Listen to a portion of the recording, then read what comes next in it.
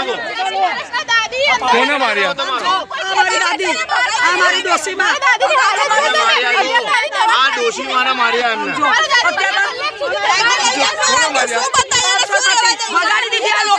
हाल आना मारी हिंदी घेर चाहिए इन्ना बाउंसर है आज छोकरी ने अपनी हालत मारी बाउंसर अरे लेडीज बाउंसर भागी गई मारी भागी गई आ बिल्कुल तानाशाही करी રહ્યા છે બાઉન્સરોને બોલાઈ એ બાઉન્સરો જો તમે કેટલા બાઉન્સરો ઉભા છે જોઈ લો તમે અને આ એક પણ ઓફિશિયલ બાઉન્સર કોઈની જોડે છે કોઈની બાઉન્સરની ઉપર નામ લખ્યું છે એમનું કોઈ બી બાઉન્સરના ગળામાં એક જ નથી એ બતાવે आई कार्ड क्या है તમારો आई कार्ड क्या है બધાના आई कार्ड क्या है તમારા બધાના બધા લીગલી ઉભા છે બધા બાઉન્સરો પોલીસ આવશે તો અમે આઈ કાર્ડ હા બરાબર આ પબ્લિક મારી ચાલો લોકો કહે છે કે કોણે મારી છે આ બધાએ મારી મારી કાઢ્યા ઘરમાંથી સાહેબ લેડીઝોને મારી કાઢ્યા ઘરમાંથી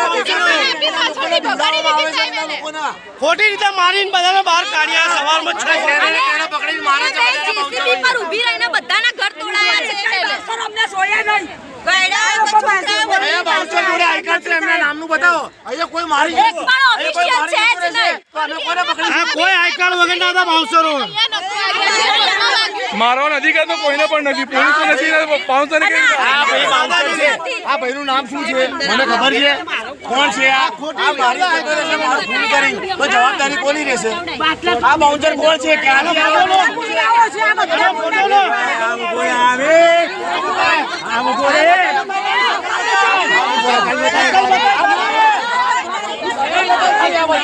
આ જો બાઉન્સર નથી દાદા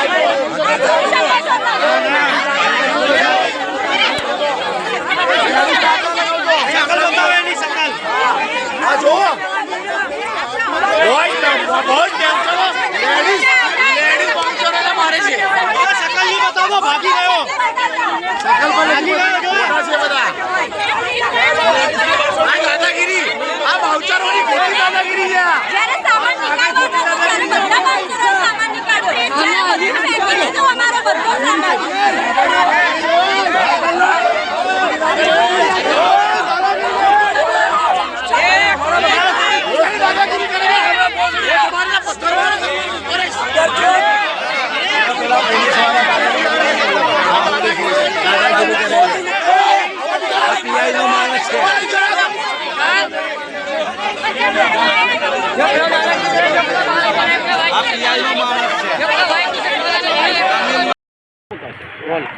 આર ગુજરાત ન્યૂઝમાં આપનું સ્વાગત છે। અમદાવાદ રાયખડ વિસ્તારમાં આવેલી પ્રસાદ મિલમાં 2 દિવસ પહેલાં ડિમોલેશનની કામગીરી શરૂ કરવામાં આવી હતી। તમે જોઈ શકો છો કે પ્રસાદ મિલમાં જે આવેલા હતા મકાન એ 18 જેટલા મકાનોને સરકાર દ્વારા ડિમોલેશન કરી દેવામાં આવી છે। અને અહીંયા સ્થાનિક રહીશો છે એમનું એવું કહેવું છે કે અમે 150 વર્ષથી અહીંયા રહેતા હતા, અમારા બાપ દાદા પ્રસાદ મિલમાં કામ કરતા હતા અને અમારા બાપ દાદાને અહીંયા ઘર રહેવા માટે આપ્યા હતા અને અમારા જોડે બધા પુરાવા હોવા છતાં સવારે 4-1 વાગ્યા બાઉન્સરો અને પોલીસનો મોટો કાફલો આવી જાય છે અને અમારું ઘર ખાલી કરાવવાનું કહે છે અને સવાર અમારા ચાલુ વરસાદ અમારા ઘર તોડી દેવામાં આવે છે। અહીંયાના સ્થાનિક રહીશો જોડે વાત કરીએ।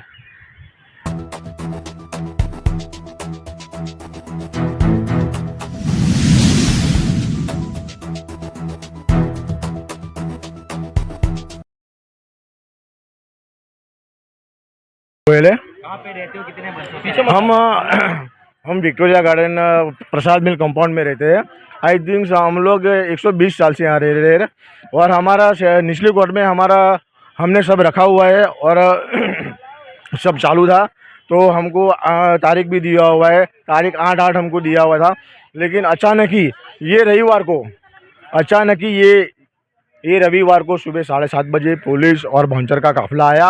हम लोग सो रहे थे, हम लोग को उठाने में आया, हम लोग को उठा के बाहर फेंक दिया, हमारा सामान सब फेंक दिया और हम लोग को उन्होंने ज़बरदस्ती हमारा सामान फेंक दिया सब लोगों ने और हमारे सब मकान एक साथ में सब तोड़ दिए ये लोगों ने। यहाँ पे कितने मकान थे और कितने लोग परिवार रह रहे हैं? यहाँ 18 मकान थे और 18 परिवार के सभी लोग रह रहे थे। एक परिवार में कम से कम 5 से 7 लोग हैं। हम 120 साल से यहाँ रह रहे हैं। हमारे पास भाड़ा पहुँच है, हमारे पास वेरा पहुँच है, सभी है, सब हमने रजूआत किया हुआ है कोर्ट में। हमको 8/8 तारीख दिया हुआ है लेकिन पता नहीं ये लोग कैसे सुबह सुबह एकदम आ गए।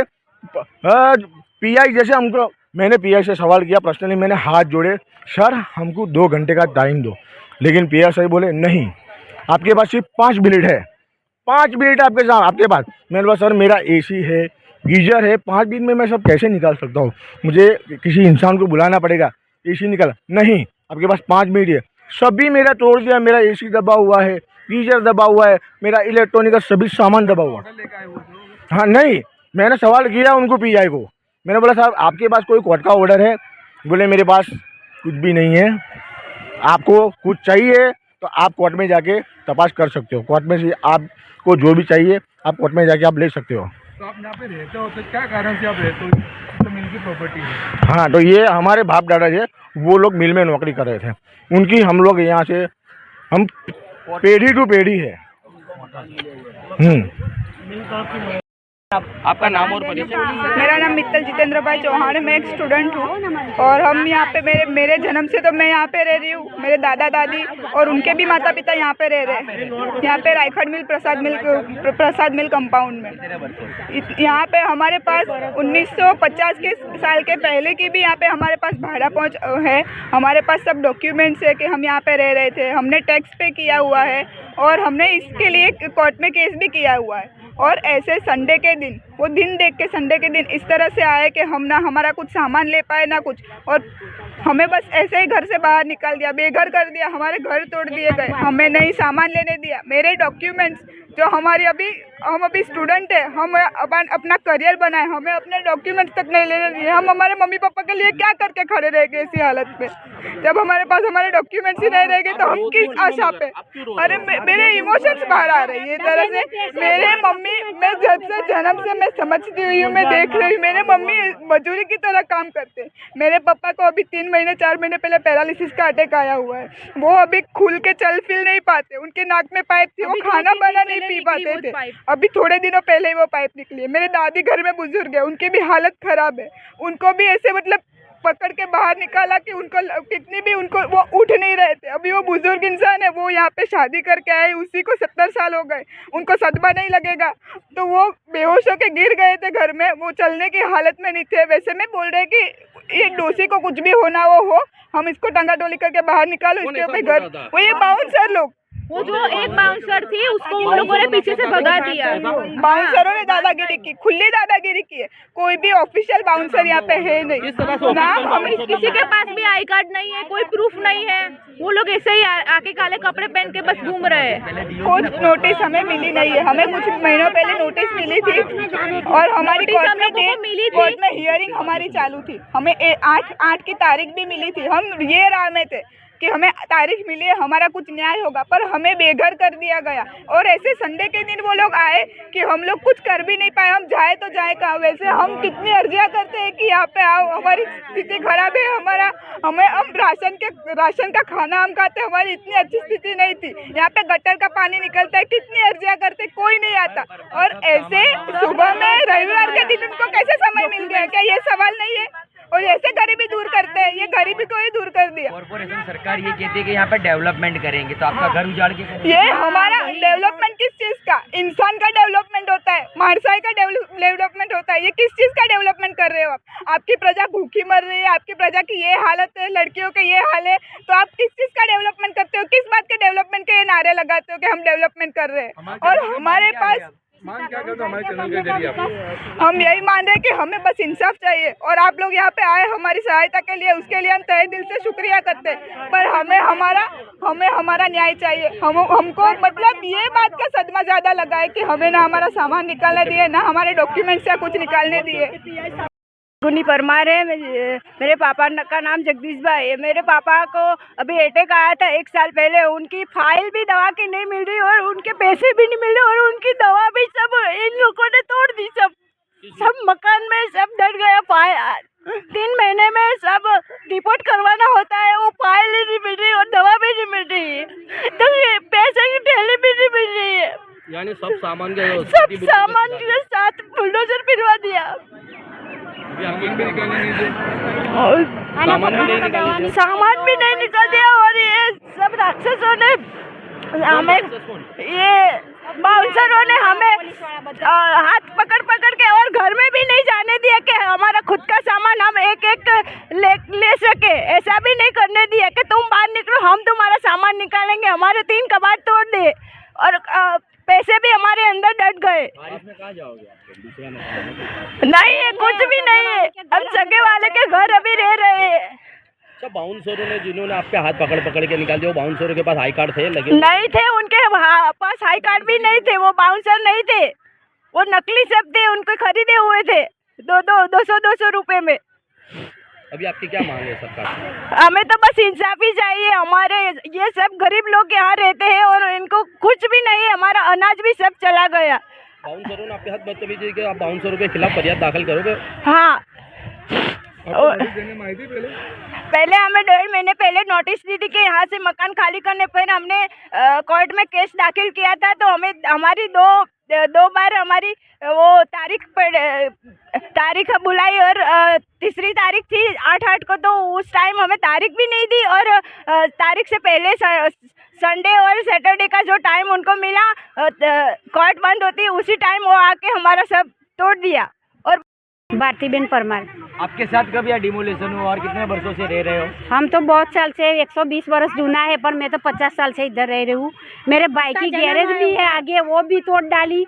सब वो रिपेयर करने लाया था, वो सामान भी सब टूट गया है, सबकी गाड़ियाँ भी टूट गई है। किसको तोड़ी? कॉर्पोरेशन सरकार ये कहती है कि ये केयर डॉक्यूमेंट है हमारे पास, तो सब है। 120 साल का है, भाड़ा पहुँच है, बिल है, सब नाम का है। सरकार की गाइडलाइन है कि 2010 पहले के रहवासी उसको मकान देने में आएगा और उसके बाद ही मकान वगैरह तोड़ने में आएंगे। तो आपको मकान दिए गए? कुछ नहीं दिया मकान। आपको मकान दिए ही नहीं? नहीं दिया। नहीं, अजय तो 8 तारीख की मुदत है सर, कोई जोवा ही नहीं है। मकान आपो, हमने मकान आपो। जयाबेन चौहान। क्या हुआ? मतलब क्या हुआ आपका घर? બનાવ્યો તો સવારમાં 6 વાગ્યામાં આખી પોલીસ હવેલીની આવી ગઈ। એટલા બધી બાવસર, 400-500 બાવસર, 200-300 પોલીસ અને પીઆઈ એ સીધો ઓર્ડર જ આપી દીધો। અમે પીઆઈ સાહેબ પાસે ગયા કે સાહેબ અમને 2 કલાકનો, 2 દિવસની અથવા 2 કલાકની અમને તમે મુદત આપો, અમે અમારો સામાન સલામત લઈ લઈએ। કશું અમારું સાહેબ બેહબરીન સાહેબ, તમે અમારા રક્ષક છે, તમે અમારી રક્ષા ના કરો તો કોણ અમારી રક્ષા કરે?